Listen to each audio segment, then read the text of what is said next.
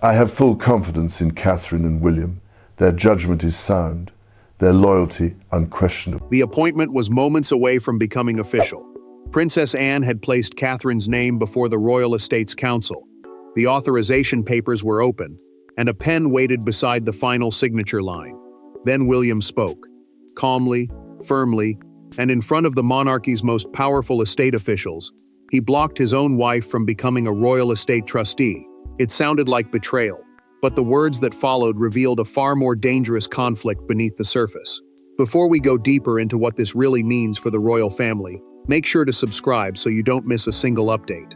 Anne stared at him as though the air had changed. The Royal Estates Council, the body responsible for sensitive crown properties, heritage holdings, private residences, protected archives, and long-term stewardship decisions, had gathered at Windsor to approve what she considered an urgent act of protection. A trustee would influence preservation plans, estate access, financial priorities, and the future use of places carrying royal memory. She had moved to appoint Catherine immediately. William stopped the motion because there had been no recorded vote, legal review, or conflict of interest assessment. The Princess Royal had expected resistance from officials, not from the future king. She assumed he would welcome Catherine's advancement without hesitation. Instead, the prince placed one hand across the unsigned authorization sheet and refused to let the pen move. His decision felt like a public challenge to Anne's judgment, delivered before people who had served beside her for years. Catherine received the news in an adjoining room. She lowered the briefing folder and searched the aide's face for proof that the message had been misunderstood. "Did William oppose me?" she asked. Her voice remained controlled, but the question carried the pain of discovering that her husband had blocked an honor recognizing her loyalty. William did not deny it. He told the chamber that an appointment granted through affection rather than proper procedure could later be attacked, reversed, or used to discredit Catherine. He would not allow her authority to begin beneath a shadow, even if protecting her meant appearing to wound her first. Then the council secretary spoke. Several members were absent, and Anne had intended the appointment to take effect before they reviewed it. The revelation hardened the silence.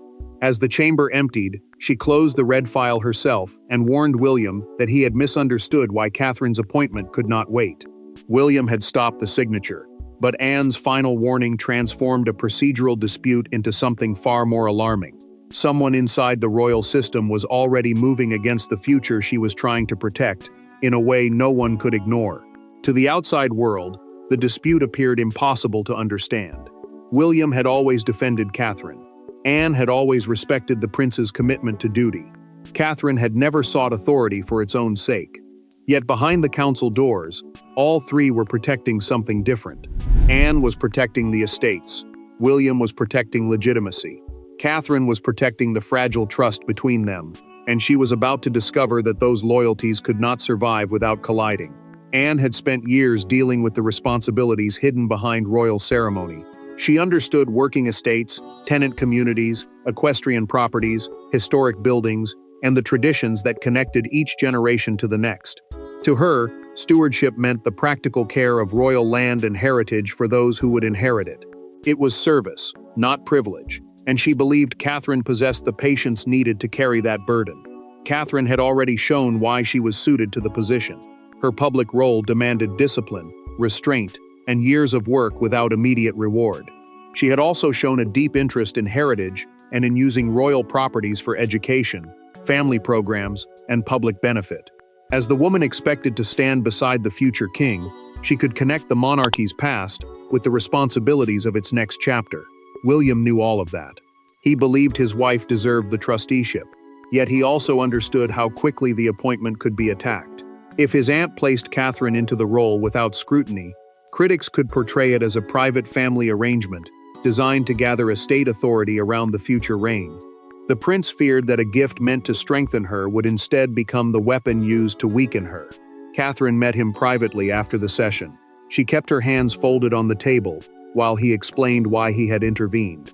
Her expression remained steady until he admitted that he had never planned to warn her.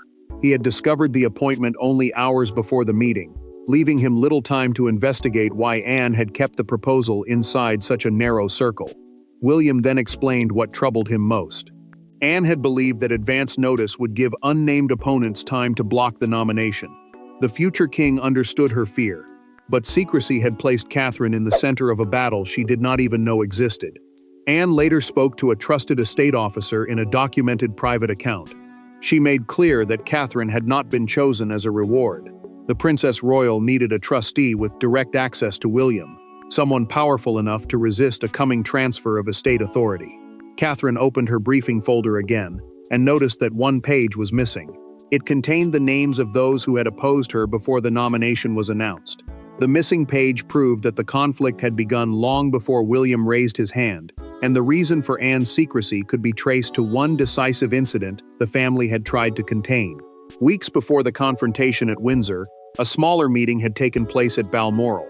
There were no cameras, no public announcement, and no expectation that it would alter the balance of power. But one exchange inside the estate office changed Anne's understanding of what was at stake. A preservation proposal was set aside, an unauthorized access request was discovered, and Catherine's name was spoken as the one person capable of stopping a quiet rearrangement of royal control. Anne had entered that meeting expecting difficult choices, not betrayal. The royal estates were passing through a sensitive review involving conservation budgets, tenant protections, residential access, private archives, and preparations for William's future reign. Those estates were not simply grand houses.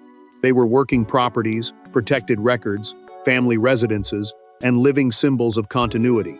A careless decision could damage history, disrupt communities, or place private royal material in the wrong hands. The Princess Royal had already sensed control slipping into smaller circles. Advisors were dividing major decisions into separate discussions, allowing short-term convenience and personal influence to outweigh long-term preservation. Then she opened the Balmoral agenda and found a sealed proposal that had never been presented to the full council. It granted expanded private access to protected rooms and archives. Anne confronted the estate administrator who had inserted it. She pushed the paper back across the table and demanded to know who had authorized the request.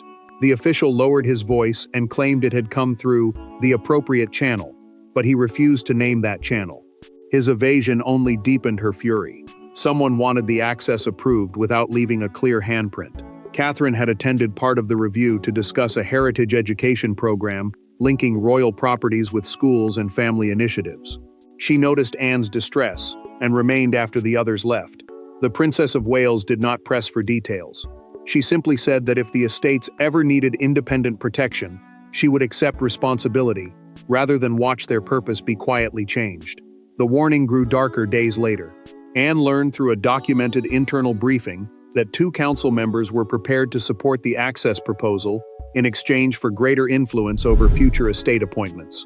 Ordinary consultation would expose Catherine's candidacy before safeguards could be secured. Anne then met her privately and spoke without ceremony. A trusteeship, she explained, was a formal duty, giving someone authority to protect estate interests. It was not a reward, it was a shield. Catherine agreed, but only if the role served the crown rather than her own standing. William eventually obtained the Balmoral agenda. He recognized the hidden proposal immediately. Yet instead of supporting Anne's secret solution, the prince decided secrecy itself had become the greater danger. Anne believed the threat justified immediate action.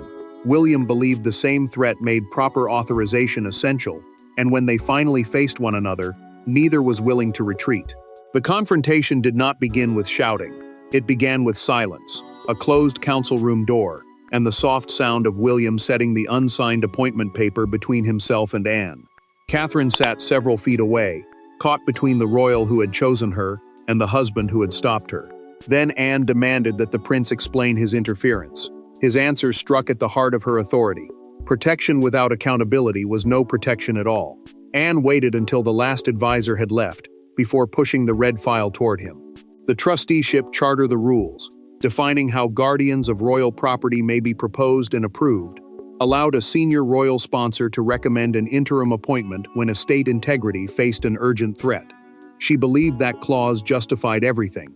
Delay, she warned, would give their opponents time to regroup and bury the Balmoral access dispute beneath procedure. William did not touch the file.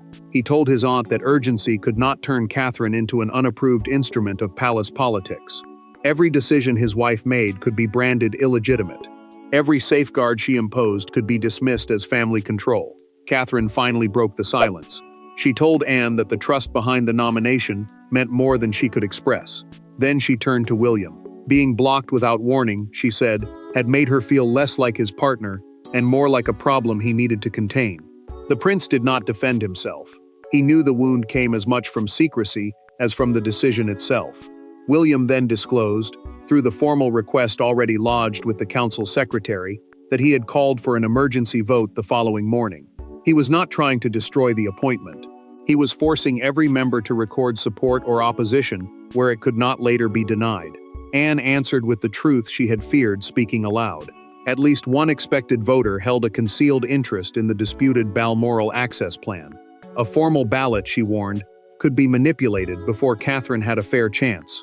William removed his signet ring, the personal seal representing his royal authority, and placed it beside the document. He would stake his future position on an open process, but he would not begin that future by bending rules for his wife. Catherine looked from the ring to the closed file and made her demand. Before any vote, she wanted the full conflict register. The argument had wounded all three of them, but Catherine's demand for the hidden register shifted the struggle away from family loyalty and toward the machinery quietly deciding who could control the royal estates. The monarchy's most consequential battles are not always fought by the people whose faces appear on balconies. Sometimes control rests with those whose names sit quietly on registers, subcommittees, and sealed voting lists. Catherine's request exposed that hidden layer. Behind Anne's urgency and William's objection stood a network of estate officials, legal guardians, financial overseers, and royal representatives, each holding a fragment of power, and at least one carrying a private interest that had never been declared. Catherine understood that no royal could simply hand her permanent authority. The council chair could introduce a nomination, but confirmation required an eligibility review, legal approval, full disclosure of personal interests, and a recorded majority vote. Those safeguards mattered, because a trustee could influence protected archives, estate access, conservation spending, and decisions affecting properties that would pass into William's future reign. William carried enormous influence as heir, yet even he could not appoint or reject his wife alone. His power rested in forcing the council to follow its own rules, and preventing Anne's urgent proposal from becoming irreversible before every interest had been examined. The prince had stopped the rush, but he had also placed Catherine's name under harsher scrutiny. Charles received the emergency file in his private study. He read Anne's proposal first, then paused over William's written objection. The king set both papers down without speaking. His sister was warning of an immediate threat, while his son was warning that an improper response could poison Catherine's authority for years. Anne felt abandoned when Charles refused to approve the interim appointment. She reminded him of the hidden Balmoral access plan and the advisors already gathering influence around it. The monarch answered quietly that Catherine could not be protected through a decision future critics might call improper. His refusal cut deeply because the Princess Royal believed delay was exactly what their opponents wanted. William felt the cost of his stand during the preliminary review. Catherine entered the room but chose a chair away from him. She did not reject his reasoning, yet she needed distance from the humiliation of hearing her integrity debated as though she were a political liability rather than his trusted partner. Then the conflict register produced its most disturbing name. Sir Malcolm Avery, a senior estate advisor, had privately consulted on the disputed access proposal while retaining voting influence over Catherine's nomination. The register and official record listing interests that could compromise someone's judgment proved he had been positioned on both sides of the decision. Catherine responded without hesitation. She insisted that Avery be removed from the vote, even if his exclusion delayed her appointment. She would not accept authority from a process already stained by concealed influence. Avery rose before the review ended and warned that exposing the matter would carry consequences beyond one nomination. Within hours, confidential details began spreading through palace offices. The compromised vote had been stopped, but the secret could no longer be contained, and the first leaks transformed a private constitutional safeguard into a deeply personal royal scandal. By sunrise, the argument had escaped the council chamber. Staff members knew William had intervened. Advisors knew Anne had tried to move quickly. Fragments of the dispute passed through palace corridors stripped of context, leaving behind the most damaging version of the story. The prince had blocked his wife because he did not trust her. Catherine heard those words before breakfast, and for the first time, the trusteeship felt less like an honor than a test of her dignity. Catherine received a briefing sheet summarizing what was being said inside the palace. The appointment had been postponed, the council had begun an emergency review of undeclared interests, and every new access request involving protected estate rooms and archives had been suspended. That suspension mattered because no private individual could now enter sensitive areas or influence historic records while the conflict remained unresolved. The Princess of Wales reached the sentence, claiming that William doubted her independence. She folded the paper once and placed it face down without finishing the page. Around her, the palace had divided. Some believed the future king had defended due process, meaning the rules that ensure decisions are examined fairly. Others believed he had humiliated both his wife and his aunt when decisive leadership was needed most. William entered before she had moved from the table. He told Catherine the leak had twisted his position and turned protection into suspicion. The prince insisted that he had challenged the method, never her ability. She listened, but the pain remained. His legal argument might have been correct, she said, yet the deepest wound came from discovering his plan in the same room as everyone else. Anne felt the same isolation from another direction. She withdrew from a scheduled estate meeting rather than sit beneath whispers that she had tried to manipulate the council. The Princess Royal later crossed paths with Catherine in a quiet corridor. Neither woman spoke. One carried the humiliation of being accused of forcing power through. The other carried the shame of having her worth publicly questioned. Then an aide traced the first leak to a briefing circulated by Sir Malcolm Avery's office before his removal from the vote. The document had framed William's intervention as marital distrust rather than a procedural safeguard. Avery had not merely defended himself. He had chosen the story most likely to divide the three people standing against him. Charles responded with controlled fury. The king ordered the original council minutes preserved and authorized a limited official chronology after the vote. The minutes, the formal written record of what was said and decided, would prevent anyone from rewriting the confrontation later. Catherine made her decision that evening. She sent separate handwritten messages to William and Anne, asking them to meet her privately at Adelaide Cottage, without secretaries, lawyers, or council papers. After days of being spoken about by everyone else, Catherine was finally ready to speak for herself, and what she demanded from William and Anne would decide whether the appointment survived at all. There was no council table between them this time, no red file, no advisors waiting to record their words. Catherine brought William and Anne together in a private sitting room and left the appointment papers outside.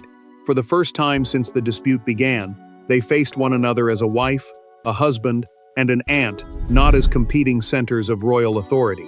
Catherine then announced the one condition under which she would accept the trusteeship. Catherine began with Anne. She understood why the Princess Royal had acted quickly. The Balmoral breach had placed protected rooms, private archives, and the future control of important estates at risk. She also understood that the nomination had not been offered as a ceremonial favor. Anne had selected her because she trusted her character and believed she would resist pressure when others might surrender to it. The Princess of Wales then turned to William. His warning had also been justified. An estate trustee, someone formally responsible for protecting royal property and guiding its long-term use, could not begin that duty through a process vulnerable to accusations of favoritism. If Catherine accepted power through a private family arrangement, every decision she later made could be dismissed as an attempt to strengthen her own household. Catherine's voice softened, but her words did not. She told William that she forgave the intervention, yet she could not forgive the silence that came before it so easily.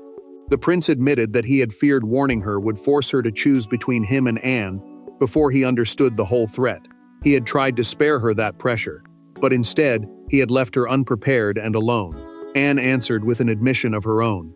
She had excluded William because she believed his instinct for procedure would slow everything down. The Princess Royal now accepted that. While trying to protect Catherine, she had denied her the right to decide how her name and reputation would be used. Catherine finally stated her condition.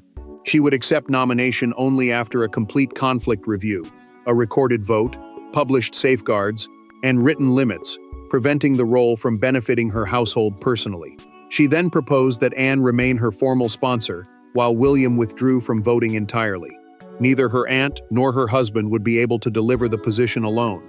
William agreed immediately and apologized without qualification.